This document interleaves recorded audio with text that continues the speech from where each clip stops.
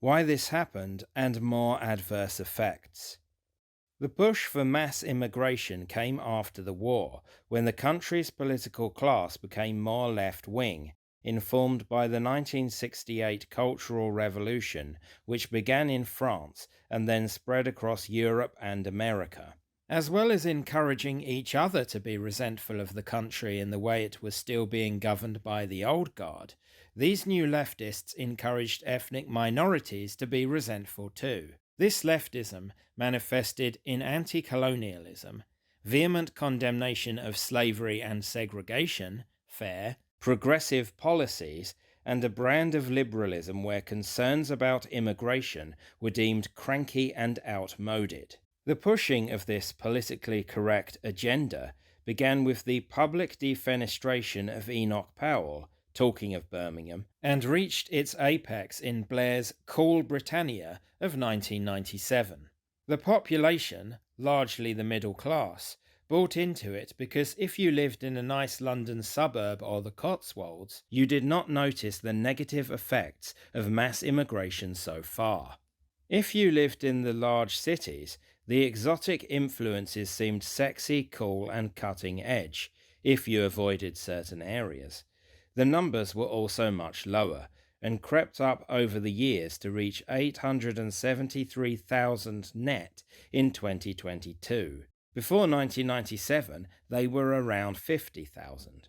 The difference and the negative effects are now obvious to most normal people, be they in the cities or in the shires. Even migrants are noticing.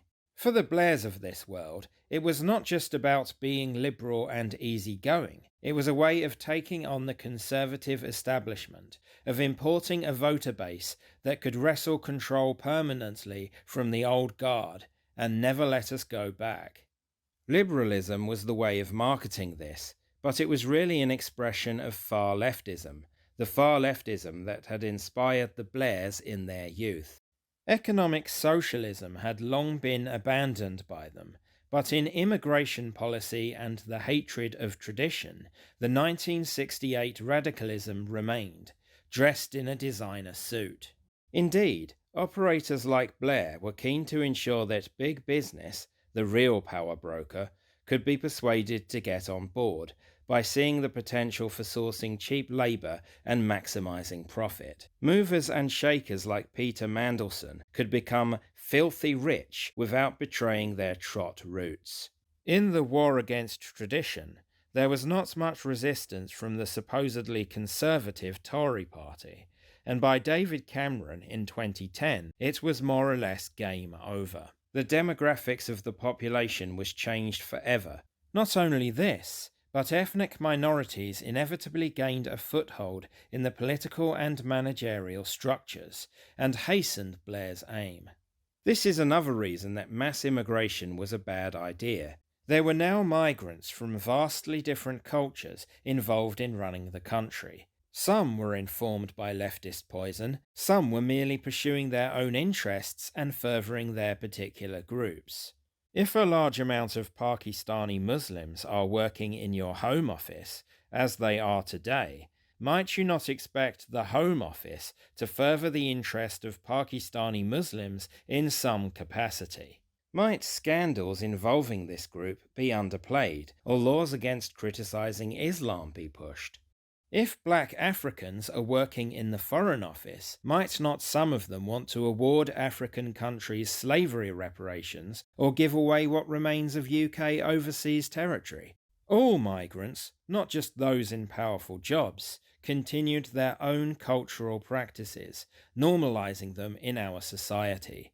Their domestic concerns, often referred to as sectarianism, followed them over here. Ghettoization, by which I mean migrants living together in tight-knit neighbourhoods among their own ethnicities, made this much more likely. Not only would they live together, but work together and politically organise together. Shadow communities proliferated, undermining the one community we used to have. Although being encouraged to, many migrants may not have harboured personal animosity towards Britain, but instead were indifferent to it. Why wouldn't they be? What, frankly, did we expect of outsiders? Like ghettoization, it was no surprise. Britain was not their land, and thus they were not invested in it.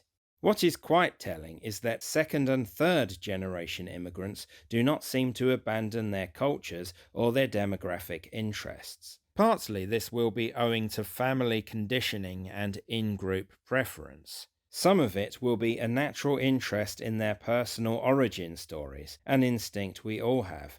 Probably quite a lot will be conditioning from the education system. The school and university sector has been captured by the leftists too. On all our youth, they push anti-British sentiments, including a victim narrative and entitlement for ethnic minorities. The antipathy of some migrants, we should concede, was caused by the racism or hostility they encountered. And that's another pitfall of mass immigration.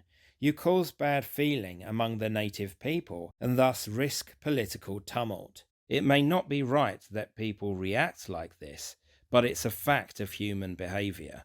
Bring in large amounts of outsiders, especially while your people suffer, and the base instincts of your citizens towards the other will be provoked.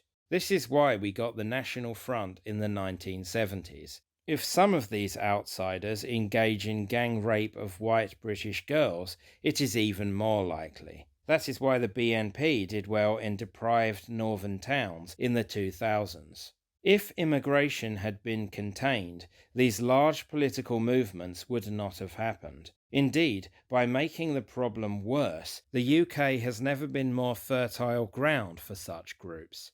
All of this combined with the social damage which affected everyone, that caused by deindustrialization and the neoliberal attack on state institutions. Communities were broken down, while unemployment and associated social problems increased. Services and infrastructure intended for a small and stable population became first underfunded and then overrun, and now barely anything works. The population continues to surge through immigration, while funding either stays the same or is cut further, and the more migrants we get, the worse the problems become.